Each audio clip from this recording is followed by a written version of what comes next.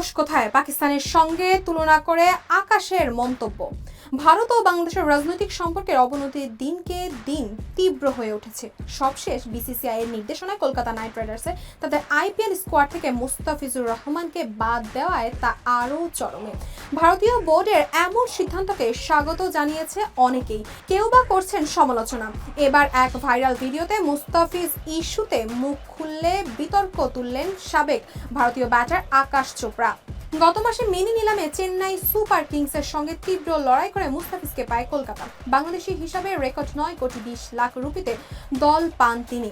কিন্তু বাংলাদেশের সংখ্যালঘু হিন্দুদের ওপর নির্যাতনের অভিযোগে তাকে আইপিএল থেকে বাদ দেওয়ার জোরালো দাবি তোলে ভারতের কট্টর হিন্দুত্ববাদী সংগঠনের নেতারা।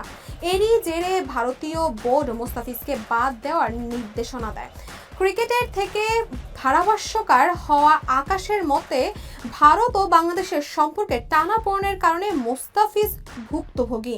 এক্ষেত্রে পাকিস্তানের উদাহরণ টানেন তিনি। প্রতিবেশী দেশটির সঙ্গে বৈরিতার কারণে আইপিএল এর দ্বিতীয় আসর থেকে তাদের খেলোয়াড়দের নিষিদ্ধ করে রাখা হয়েছে।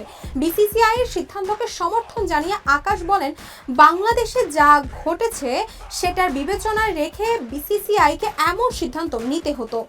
আমার মতে বিসিসিআই কঠিন সিদ্ধান্ত নিয়েছে। হ্যাঁ, এটা কলকাতা নাইট রাইডার্সের জন্য একটু চ্যালেঞ্জিং হবে। আইপিএল নিলামের আগে এই সিদ্ধান্ত নেওয়া যেত, কিন্তু এটা চলমান পরিস্থিতি। সাবেক এই ক্রিকেটারের মতে, পাকিস্তানি ক্রিকেটারদের মতোই মুস্তাফিজও কোনো অপরাধ না করে দুর্ভাগ্যজনক পরিস্থিতির শিকার হলেন। এমন ঘটনার ব্যাখ্যা দিলেন তিনি এভাবেই।